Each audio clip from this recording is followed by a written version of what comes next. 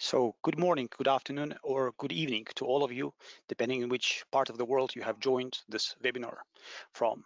My name is Vadim Doronin. I'm a senior manager at Access Partnership, an ICT public policy consultancy firm, and most of my work involves regulatory compliance and market intelligence. Thank you very much for joining this webinar to discuss the next generation of OTT regulations and how this could affect different stakeholders, primarily in Europe, but also in other parts of the world. So the aim of this webinar is to discuss the European Electronic Communications Code, which shall be implemented by EU member states this year on 21st of December. It only specifically regulates OTT connectivity providers, but also differentiates between different types of OTT providers. As its implementation is approaching, and there has already been significant activities by national legislators in implementing the code, we thought that it could be a very good idea to discuss how and to what extent the code will affect OTT providers, not only from regulatory, but also from business perspective. So therefore, today, I'm joined by two partners from the law firm DLA Piper, Mr. Mike Hazzard and Mike Conradi. We're also joined by Marcin, who is Access Partnership Senior Advisor for Europe, the Middle East, and Africa, and former President of Polish NRA and Broadband Commissioner. And my colleagues from Access Partnership, Marie Zervaki, who is a manager in compliance and market intelligence team, and Fabian Webstedt, who is a policy analyst in the same department. So before we proceed with our discussion today, please be free to ask our panelists any questions you may find necessary. And I kindly ask you to do this by chat box that you will see in the application. So I kindly ask our panelists to spend no more than 5 minutes answering my questions. And so my first question is about the main developments in the code that could affect OTT connectivity providers and what connectivity providers should pay special attention to. So before you start answering the question, I kindly ask each one of you to briefly introduce yourself. So Mike Hazzard, I believe we may start with you. Thank you, Vadim. Mike Hazzard here. It's great to be with you all today. From my perspective, and I would certainly defer to my colleagues in the UK and our friends in Europe for the specifics on the code. But from my perspective, really kind of bringing OTTs formally into the regulatory system is a very positive development. And from my point of view, it really it assists in kind of making it a formal notice that you're part of the system, that you are part of the regulatory system that we have in place, and that you have certain obligations but also certain rights. And for folks that I've worked with over time, it's been difficult to get interoperability with the public telephone networks in Europe over time. But with the new designations and the new expectations of the availability of things like telephone numbers and emergency services, I think the future is very bright in Europe for OTTs. With that, I can turn it over to whoever you like, Vadim. Right. So I guess we're going to move with Mike Conradi. Thanks, Vadim. It's great to be speaking to you guys this afternoon. My name is Mike Conradi. To introduce myself, I'm the co-chair of the International Telecoms practice at DLA Piper. Unfortunately, it looks like a large number of the DLA Piper telecoms lawyers are called Mike, so we get quite confused between one another. Before I answer the question, I would just mention to those that may be interested, that listening in, we've developed.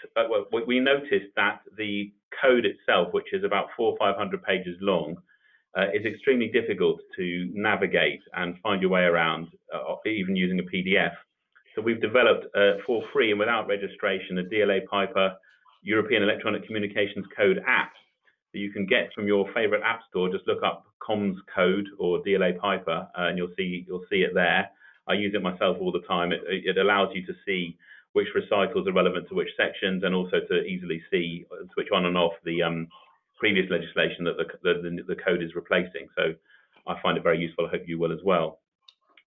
Just to expand in a bit on the changes the code is making that are relevant for OTT providers, as my colleague Mike mentioned, it's going to regularize the position for OTT providers.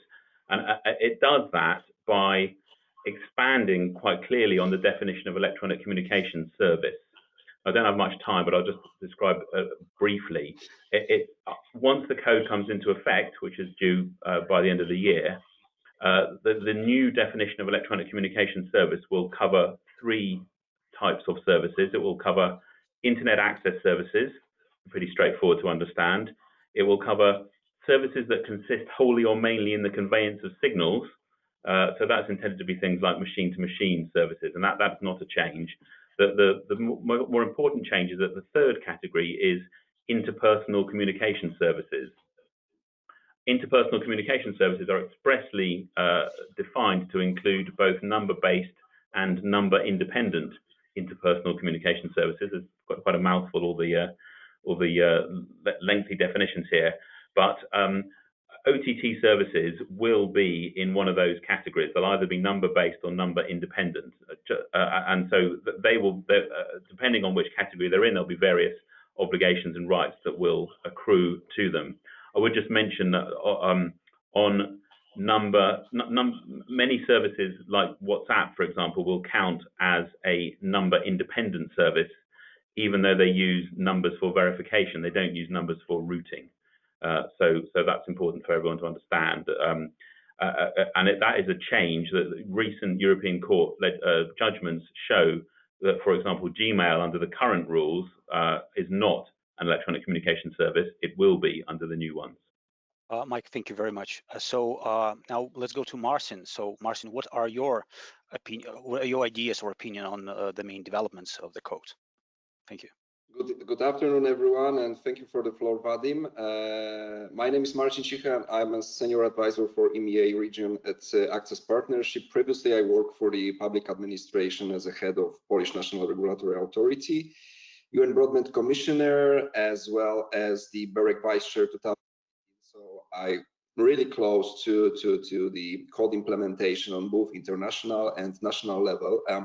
Just before answering, Vadim, to your question directly and referring to what has already been said by Mike Conradi, as I understand, the code aims to promote connectivity and encourage more investment in very high capacity networks. And the general intention is to level the playing field and extend rules to providers that were not regulated on the basis of the current framework, such OTTs, for example.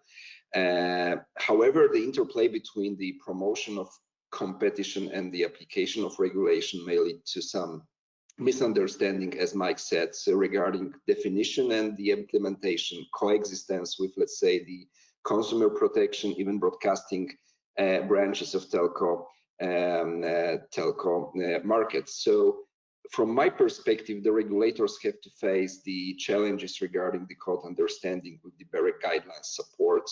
It would be great to guarantee as deeply implemented standardization and the common understanding among all EU member states as possible, but we know that what sounds nice in theory sometimes doesn't work in practice. And of course, it's extremely huge job in front of regulators and telco entrepreneurs on national level to create this, let's say, understandable environment for forthcoming implementations. What I would like to say that I observe 2 issues that should be taken into consideration, because as Mike said, this definition, it's to some extent is clear. As for OTT or as for OTTs, the general exclusion has been made that according to the code, these OTTs were not intended to be regulated in such, let's say, harsh way as the telco operators, except for the obligation to provide certain information to the national regulatory authorities upon its request. So, but alternatively, I identified 2 other fields, let's say, of potential, maybe not conflicts, but things that should be taken into consideration. We've got the regulation of bundles that covers the provision of service in bundle offers, so-called package offers under the Article 107 of the code. What's more, we've got the, let's say, the obligation to prepare the data collection by OTTs, as I mentioned, for BEREC and erase request. So besides bundles and regulation and data collection, process regulations, there are plenty of things around to navigate, as Mike said, and it seems that some business models will have to be a little bit changed.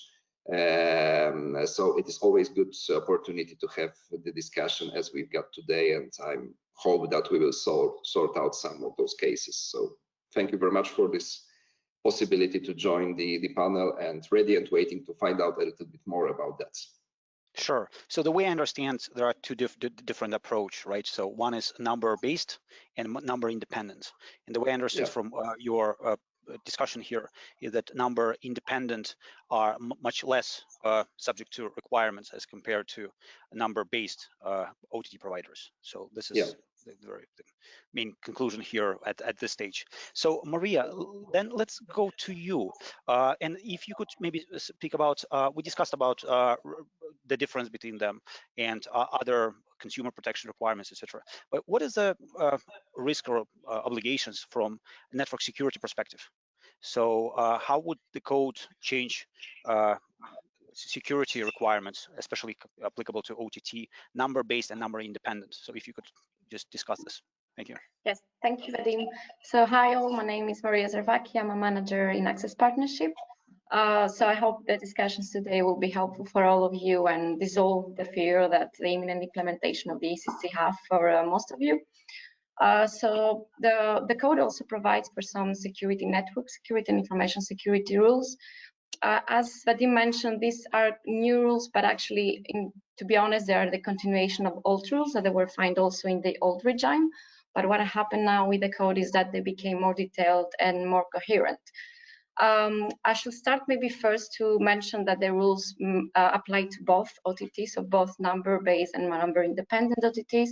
So they are not connected with the general authorization requirement, but they apply to all electronic communication service providers, which comprise all OTTs. In short, what the rules say is that each provider of service, electronic communication services will need to have organization, technical, and security measures in place for security of the networks and the systems. They will also need to have state-of-the-art security, which, as an example, is the end-to-end encryption. And they will need to have measures in place in order to report a breach of security of the networks, or even to cooperate with the authorities in case they have been requested to stop any breach before it even arrives. So if there is any indication that a breach may happen. Also, they are, let's say, recommended to cooperate with their consumers and users as to provide information of the threats of the networks and the use of encryption in the networks. These may seem quite simple rules at the first perspective for traditional telecommunications providers, but they might be more burdensome for the OTTs. And this has been taken into consideration by the code that actually applies a lighter regulatory framework to number-independent service providers. So for the latter, it is possible for them, if they assess that they have a less risk of in the networks. I mean, so let's start from the beginning. The code acknowledged that in number-independent service providers have no actual control on the network transmission, and therefore they are not. Let's say they don't affect the security of the networks and the services so much as the traditional service provider and as the number-dependent OTTs. For that, the code provides for a lighter approach for these services. And therefore, there's not at the moment specific guidance on what this lighter regulatory approach from security perspective can be considered. Hopefully, NISA, the EU Agency on Security of Networks and System Information, will provide, along with the national authorities, more detail guided on the lighter regulatory approach. But number-independent OTTs are recommended to actually follow this guidance and see what the lighter approach would be like. And the second issue that, yes, Adi. Sorry, continue. Yes, so a second issue that actually is connected with the inclusion of the OTTs in the security rules, again, concerns the number-independent service providers, and this is seen more from a regulatory perspective, is that, as it has been mentioned before, number-independent service providers are not required to register with their telecommunication authorities. Therefore, there is let's say, a practical, a difficulty to to apply in practice and enforce the security rules, since we are speaking mostly about entities that are multinational companies that provide cross-border services, and therefore the way that the security rules will be enforced upon them are a bit less clear from a regulatory perspective. Right. So, Maria, just to summarize, I believe the security rules could apply in practice to both number dependent and number independent. Number dependent are more likely to be subject because they more exposed to the provision of conveyancing of signal, let's put it this way. But in principle, both types of OTT providers need to consider these rules, right? Exactly. And very important what you mentioned, that this OTT providers that are number independent are not required to be registered with national telecommunication authorities as number dependent, right? So this is a huge mitigation of regulatory requirements as opposed to number dependent ones. But at the same time, they will be less exposed to the authorities because they will not be registered, etc. So authorities might not know who is actually like, that's operating. Exactly. Yeah.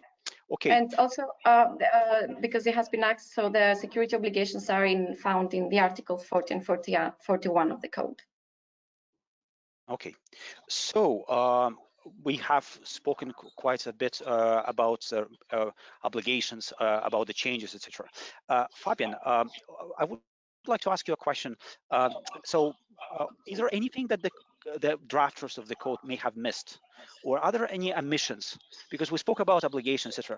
But do you believe there has been something that Commission could have addressed but hasn't addressed in the code? So if you could just elaborate on this. Yeah, thank you, Vadim. So first of all, my name is Fabian Webstad. As Vadim said, I'm a policy analyst in the compliance and market intelligence team at Access Partnership. My focus primarily is on telecommunication law and cybersecurity regulation in Europe and Asia. I'm obviously very excited to be a part of the panel and to hear what the panelists have to say about this development. About omissions in the code. The code was not only meant to codify various directives. It was an opportunity to address some of the legal uncertainties that have arisen, some of these that remain, and something that really at the center of telecommunications still is numbering. Internet-based service providers, number-independent services, they're becoming more important. But the fact of the matter is that we still all have a telephone number, and this is an area where there is still a great deal of legal uncertainty. So we have currently a situation where there's inconsistency in how providers throughout member states obtain numbers. Some regulators will allow providers only to get numbers from the regulator itself. Some will allow numbers to be transferred between providers. Some will allow for what is called sub-assignment of numbers. One can perhaps think of it as a provider lending out numbers to another provider, but still, remaining responsible for the numbers that it's lending out. And sub-allocation is something the code could have addressed. It's not permitted in a number of European countries, but it is allowed in some. Denmark being one, Belgium being one. A number of countries don't regulate it either way, so it's not permitted or prohibited. One example of this is Sweden. There's clearly, disharmony in this area of the law within Europe. And this is important because it affects not only, the effect is not only legal uncertainty for providers, it affects consumers because number responsibility and rules on assignment of numbers bleeds into rules which are meant to protect consumers. A harmonizing framework on sub-assignments, I think, could provide predictability on obligations relating to emergency services, portability requirements, know your custom rules. Instead, we have this current situation where there is very little consistency on who in the line of assignments are responsible for these kind of requirements. If the code had provided a framework for how, within which national consultations could sort of figure this out, we could get to a stage perhaps where sub-allocation rules were harmonized and permitted throughout Europe, this would provide some flexibility on the management of a scarce resource, which numbers are, and it would ensure that consumer rights relating to emergency services, relating to number portability, were protected. Right. Thank you, Fabian. One question came from the audience. Maria, could you please cite the section which refers to security obligations? I think you already mentioned one, so maybe you could just say it once again. Yes, it's 40 and 41 articles. Yeah, thank you. So Fabian, you mentioned about different regulatory frameworks and different consultations, etc. In your opinion or experience, are there any deviations in different approach of national authorities as compared to the code? Have you found any deviations from the code that other national authorities are following or drafting, etc.? Sure. So as been mentioned, so member states have until towards the end of December this year to implement this code, there's been a number of consultations throughout Europe already. As has been mentioned, the code redefines the scope of European telecoms law to include this new category of number-independent providers. Number-independent interpersonal communication services is the full sort of category. It is quite a mouthful.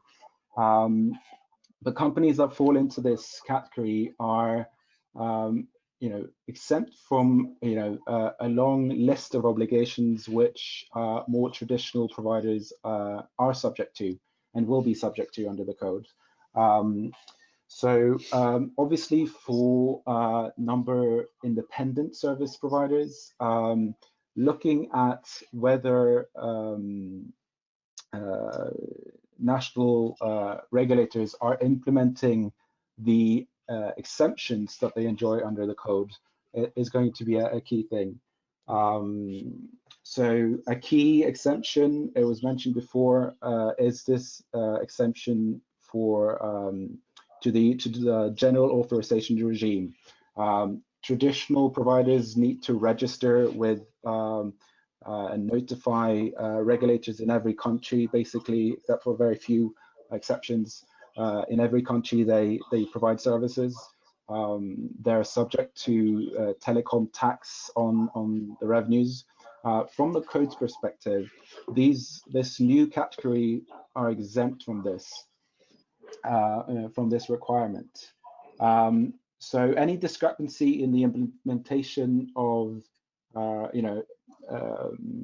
if countries aren't implementing this exception as well, this is something that's going to be fairly significant to OTT providers. The Spanish draft law, which came out recently, shows perhaps that a new trend where member states are willing to disapply this exemption and apply this heavier regulatory regime. So under the current form of this Spanish draft law, number-independent providers will need to register with the Spanish regulator. Many will also be subject to this telecom revenue tax, you know, this is a fairly significant development. Spain is a fairly sizable market, and I think these kind of companies will probably see this as a fairly significant departure from the code. The code itself states that it's not appropriate to apply this more onerous regime to number independent providers, partly because they don't use numbers, partly because they don't participate in the publicly assured interoperability ecosystem. But so the development in Spain might indicate that, you know, member states are eager, or, you know, willing at least, to disapply one of these more significant exemptions in the code and treat these type of companies more like traditional operators. So this is certainly something that these providers will want to monitor closely. Yep, very Can I just interesting development. Yeah, sure. Yeah, can you hear me? Yes. Just want to add a few thoughts on that.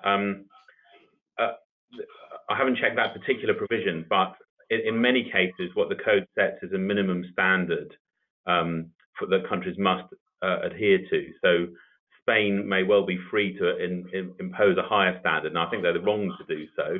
But they're not deviating from the code. That it would be consistent with the code. They're just imposing extra obligations. In terms of what you were asking earlier, Vadim, about things that could have been done differently, I think this is a perfect example. Even under the old regime, which is about to be replaced, that introduced this system which said that it was very radical at the time, actually, that you don't need a license to provide an electronic communication service. That was a really exciting thing to say, and actually still, when I'm talking to clients in emerging markets, they still find that quite hard to believe. Instead, they replaced it with this notification system in many cases. But whereas the intention back in 2002 was that this notification process would be quite easy, in practice, what we found is in many countries, it really isn't.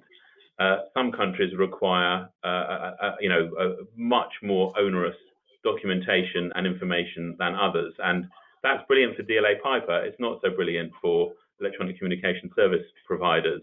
So one country that will remain nameless, but it begins with I and ends in Tilly, asks for, powers of attorney, apostille documents, details of business descriptions, networks that you have to update.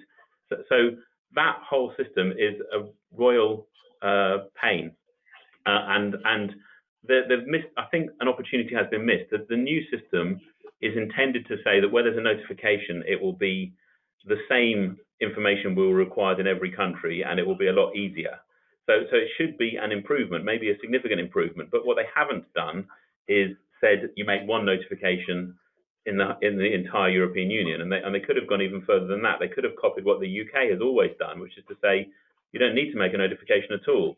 There's no need to tell the regulator. You can just start providing a service today, and the world doesn't fall down. The networks don't fall over. The regulator still can charge an administration fee to service providers. It actually works fine. You don't need this red tape at all. So I think that's a real missed opportunity.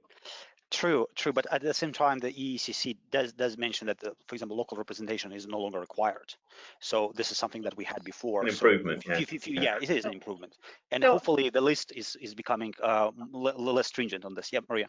So actually, it's very important. You mentioned the list. So ECC code, if one has to go to see the whole text, it has also an annex that presents a limited list of conditions that can be associated with general authorization. And this is very important that the text uses the word limited, because it means that, taking into consideration the code, national authorities cannot impose supplementary conditions than what listed. And as you said, legal representation and local establishment are not part of these conditions. So hopefully this will provide also an easier framework for the future. Well, the good news is at least local representation is no longer required. So you don't need to look for a local company to be our PO box, right? So good news. So Marcin, as a former authority, what are your thoughts on this? Do you think that a commission went too far or made too little? on this, just hearing what our colleagues are discussing? So it seems to be purely political question that it's quite disputable, I would say. First of all, as I mentioned previously, we shouldn't talk about the regulation from my perspective in comparison with the purely telco operators, and what follows from the current discussion is that we've got a little more lenient monitoring rather than harsh regulation we observe for, let's say, for the telco providers under the current regime.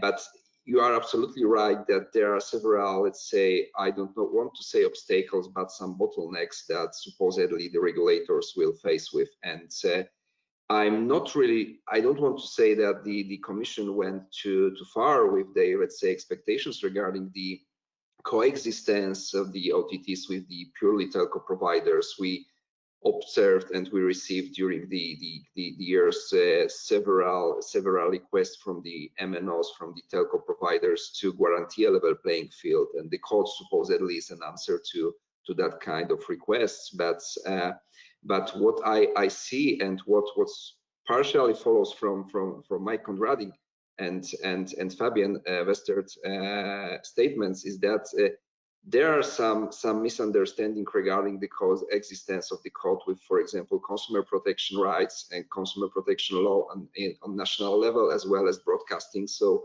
there are some issues that should be taken into consideration on the national level. Even in your report, Vadim, you highlight the main risk facing OTTs providers in relation to the provisions of the service in EU. So that's what we should take into consideration. As I mentioned, I'm a bit worried about the collaboration with on the, let's say, local level, on the national level, between such varied wide range of documents. Even it's 300 pages. So the implementation, we all know that many countries would miss this December deadline, and we should wait for 2021. That's how it works, and yet it's not the top secret information right now. As was mentioned, beside the consumer protection, the code regards cybersecurity, which is really disputable. And I think that the countries, the NRAs, should be a little bit more, I don't want to say aloof, but reserved, and they should, let's say, implement that with respect to the net neutrality issues. Numbering, as Fabian said, really disputable issue. Emergency service and general authorization that we have already talked about. So wide range of amendments. But if you know, coming back to my activity as a BEREC vice chair,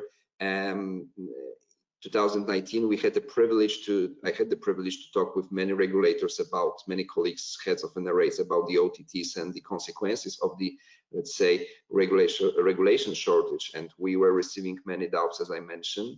One of us said that as a NRAs, as a BEREC, as a commission, we missed an opportunity for an OTT regulation, which does not mean that we can't meet the chance to coexist with them. I mean, both as a public administration, international public administration, and the international telco industry. So I think that to some extent, COT is giving the chance to for both to global business and regional conditions level to sort some, let's say, cases out. But we will cross that bridge when we comes to it, and I'm waiting not for the December, but rather than for 2021 to find out how it will be faced by the NRAs, to not to miss an opportunity to implement the code in, let's say, quite comfortable and easy to and understandable way for the telco entrepreneurs and OTTs and the other providers. But I just want to thank you, Marcin. I just wanted to follow up on Mike's comment. Do you think it's at some point we would be we will revoke this idea of notification in each jurisdiction? Because UK is, in my opinion, is quite practical here. But at the same time, I understand authorities that want to see what are the market players in each particular jurisdiction. Do you believe that at some point we will have a BEREC, this depository of all this list of general authorization service providers? What would you think of this? So having in mind the rules of law, BEREC is not entitled to let's say to make any harsh expectations in front of industry. So the only thing the BEREC is responsible for is to prepare some explanatory note that are called guidelines for the regulations. So as you supposedly know, directives should be implemented directly by each member state. So I do not expect BEREC, and I even don't want BEREC to as a let's say as a market representative to let's say extend this kind of definitions and extend the scope of the regulation.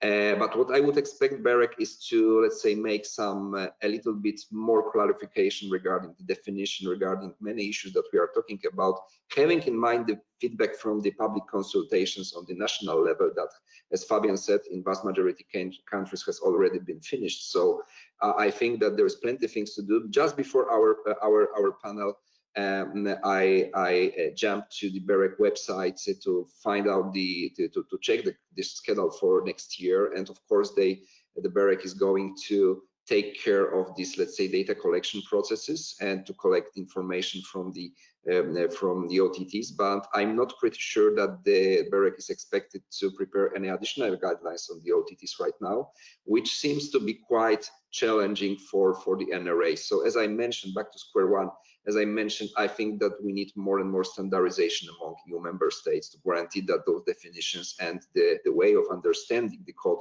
by, you know, cross-border operators, because we do not talk about the, let's say, regional carriers. We are talking about extremely huge companies, especially OTTs, content providers, who operates in many countries. So I think that the biggest value for them would be to have the standardized and quite, let's say, reputable, let's say, conditions in each member state they want to run their business. Thank you, Marcin. And so we discussed spent a significant amount of time discussing EECC. So Mike Hazzard, what do you think if you compare Telecommunications Act with the code, what are the advantages or disadvantages? How is the things done in the United States? If just in a very short summary. Thank you. Well, from my perspective, you know, from a business implementation matter, I really believe Fabian hit the nail on the head, which is, you know, the telephone numbers are key.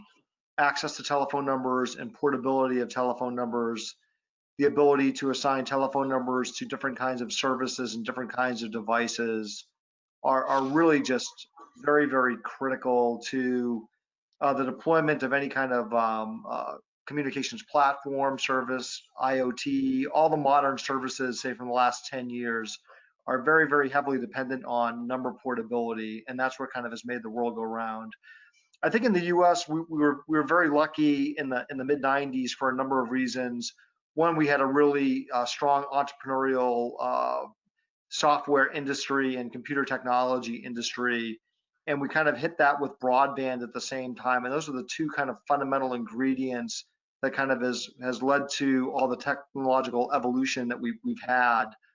From a legal perspective, I think our 1996 Telecommunications Act really pressed for network convergence, and network convergence was just hugely important, and just eliminating any barrier that would lead to limits on the ability of networks to converge, or from consumers to be able to decide, I want to get my voice service from my carrier, from my cable operator, or from my mobile network operator, or now from some OTT application.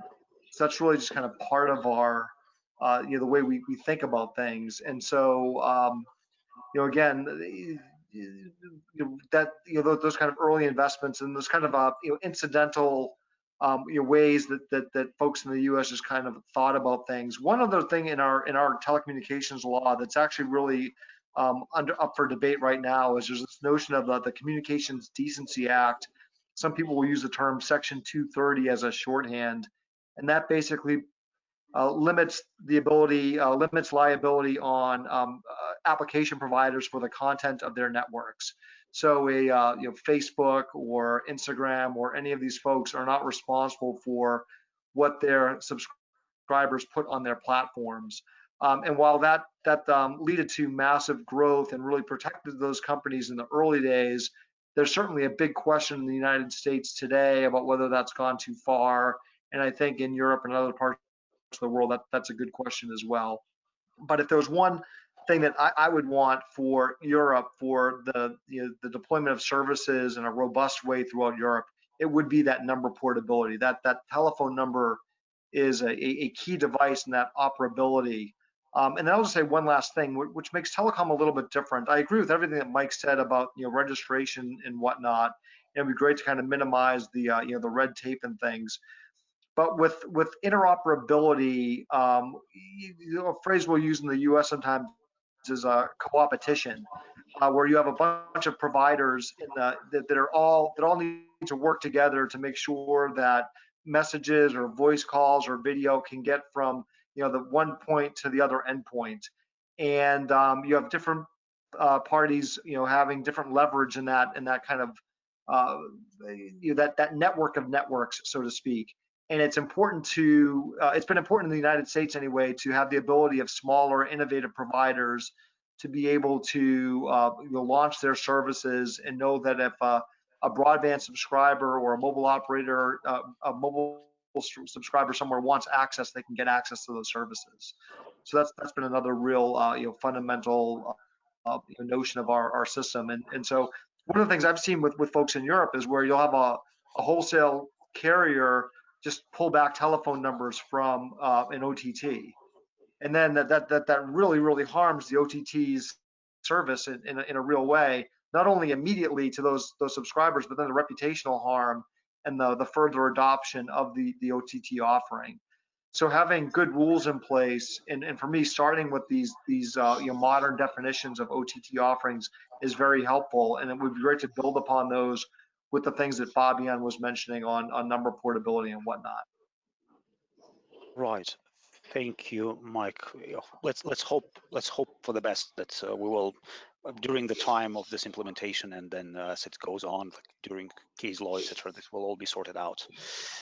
I'm an optimist on this.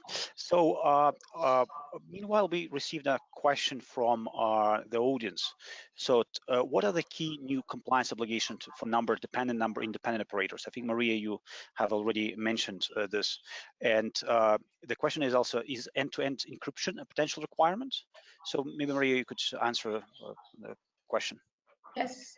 So in regards to the new obligations for number dependent, is first of all, they will need to notify as an electronic communication service provider, and this might come with associated obligations as compliance to law enforcement access to communications, which is lawful interception and data retention, and other consumer obligations, and also the payment of annual fees. For number independent service providers, in most cases, except maybe in Spain, the latter will not need to be notified as telecom service providers. So what I just mentioned will likely not apply to them, but security requirements will apply to both. And as I mentioned, yes, end-to-end encryption is a potential requirement. So the law, it's a recommendation to have end-to-end encryption. What the law says is that you have to have state-of-the-art security, which part of it is actually end-to-end encryption. And coming to this question, I think this leads me to another thing that I want to mention, and is the fact that e-privacy directive comes into play as well now for OTT providers. So e-privacy directive, to provide a short summary, is the directive on data protection of processing of that personal data from electronic communication service providers. And it contains certain rules, as for example, electronic communication service providers should keep the conversations and the communications data confidential, and should only process this data after the consent of the end users. And also that they, for example, for location data, for the user location data, there's like also some supplementary requirements, also including the use of informed consent. Most of you might be aware of the GDPR. So it's not that the GDPR will not apply in this regard to electronic communication service providers, but e-privacy is, let's say, a lex specialis, which means that it will apply for the specific issues discussed in the directive, which is the processing of communications data and content. So what is important here is that e-privacy directive applies to electronic communication service provider as defined in the European framework, and the code says that any reference to the old framework should be repealed by reference to the new framework. And therefore now the Privacy Directive covers also OTT providers because they are included in the definition of the electronic communication service providers. And what's also important to mention is that it applies to both number dependent and number independent, because it's not associated with the requirement of a general authorization, but it applies to all electronic communication service providers. Eventually, this might come to supplementary rules for some of the OTTs that they will need to review, first of all, whether they're covered by the privacy, and then to review their data processing activities and be sure that they have, for example, the informed consent to, let's say, use data of their end users to proceed to targeted advertising, for instance. So it's a quite big development from a personal data perspective.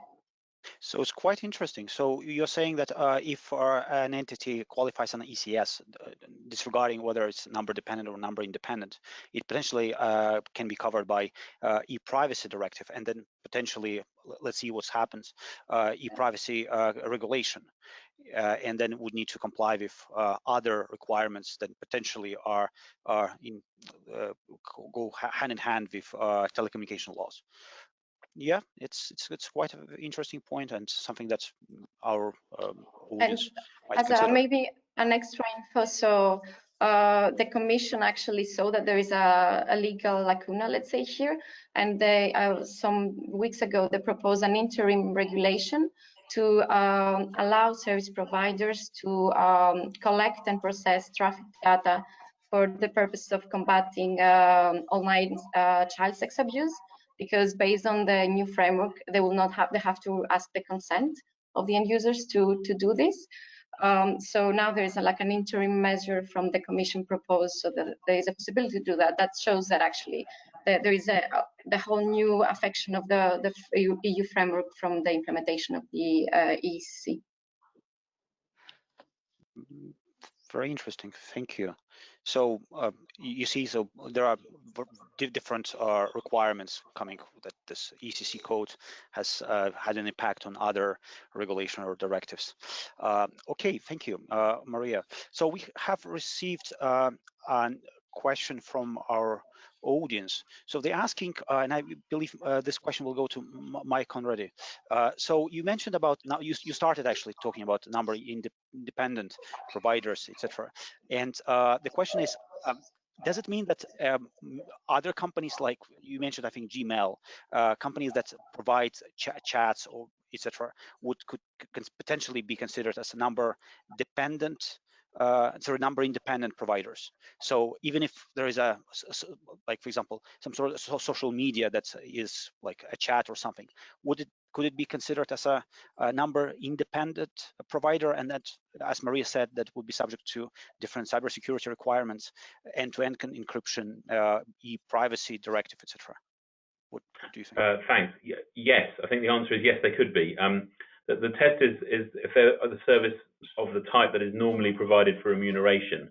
So, but before anyone gets too excited and think, well, my service is provided for free, so it's not for remuneration. Unfortunately, it's pretty clear that that's going to be interpreted as if there's any kind of value that's passing. So, advertising revenue counts, or a consumer giving up, allowing their data to be processed for the purpose of selling advertising to them will count.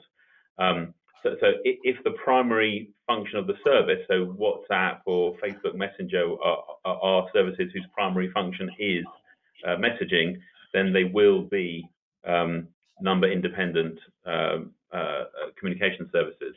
So they will be caught.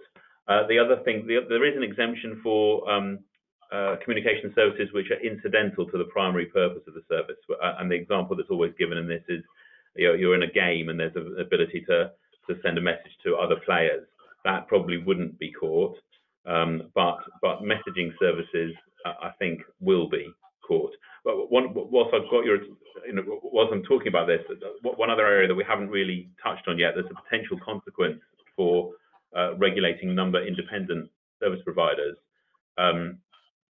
is that there is the potential mentioned in the code to require interoperability even on number independent service providers. There's quite a high threshold before that could happen in terms of the regulator in the country concerned seeing that it's really important for the purpose of allowing end users in the country to be able to communicate with one another. but there's the legal power in the code that would enable the regulator, for example, to say to Facebook, you've got to make sure that WhatsApp works with Snapchat. And I think that if they ever exercise that, that would be quite a significant development for the market. And what's your? It's a very interesting point you actually mentioned about interoperability. But what is your opinion on this? Will this be taking place? Because from technical perspective, I'm not sure. Well, first of all, it creates some sort of two worlds, number dependent and number independent. And I'm not sure whether number dependent dependent providers would be happy to embrace the idea. So there might be actually two worlds completely. So when different messengers would cooperate with each other, with interoperability, then what's the point of having numbers then? No, I think you're right. Well, actually, irrespective of this, I think I can foresee the day coming where we don't care about numbers anymore. You know, people are certainly for international calls, people are using WhatsApp in Europe, maybe less so in North America, but WhatsApp is used for voice and video calls to a very large and increasing extent. So I can see the day coming where we don't care as much about numbers as we do today. But I think you're right. We might, especially if that interoperability right.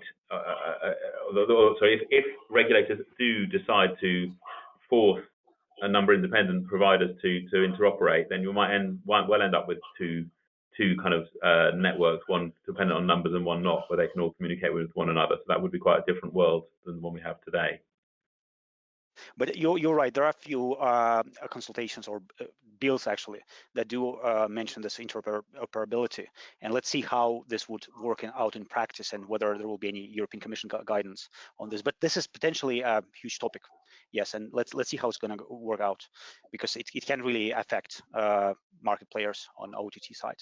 You're absolutely right on that. Right. So I think we are running out of time. So we have about 7 minutes actually left. So I would like us to finish on a very positive, if possible, note, and maybe discuss or just summarize what are the opportunities OTT providers, connectivity providers may gain from this EECC code. Maybe we started with Mike. Maybe Mike, let's Mike Hazzard. Let's move with you. So if just very briefly, what positive news? Yeah, again, to me, as I said at the outset, just to me the new definitions legitimize as a line of business these categories of OTTs. And if you're a number-based interpersonal communications provider, and then you can get telephone numbers, you can inherently give them to your customers. So that kind of makes that initial proof that your offering is legitimate under the code. So I think that's a really good first step that can be built upon. So I'm excited. I think that the new code can really set the standard going forward globally. All right, let's go to, thank you, Mike. Let's go to Mike Conradi again.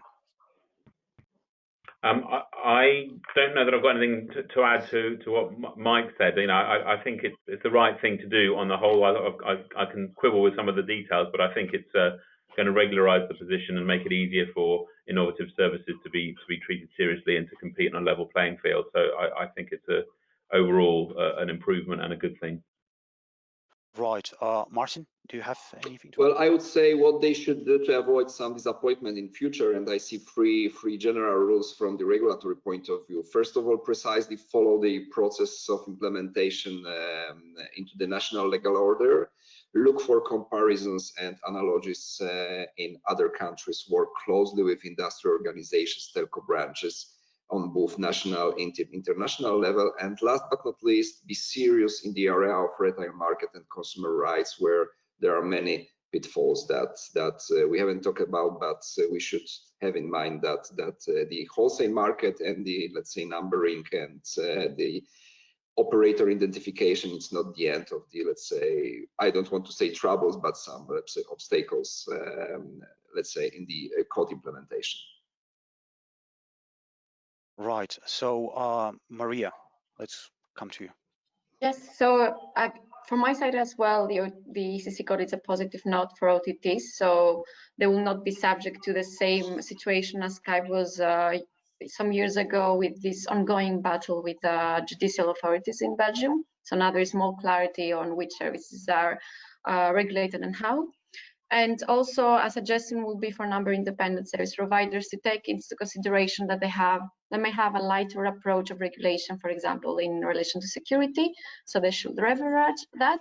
And also the fact that, for example, micro enterprises, number independent service providers that are micro enterprises may have also a lighter regulatory approach. So they should try to identify whether they might fall into this category. Right, thank you, Maria. And Fabian, let's go to you then. Yeah, sure. I mean, I would probably just echo what's already been said. You know, it's these the requirements in the code will, I think, help to make sure that companies that provide solid, secure, you know, reliable services can do well, and those who don't, they will, you know, it'll be a disadvantage to those companies. So it's just, you know, an opportunity for good communication services to flourish and sort of race ahead of the pack.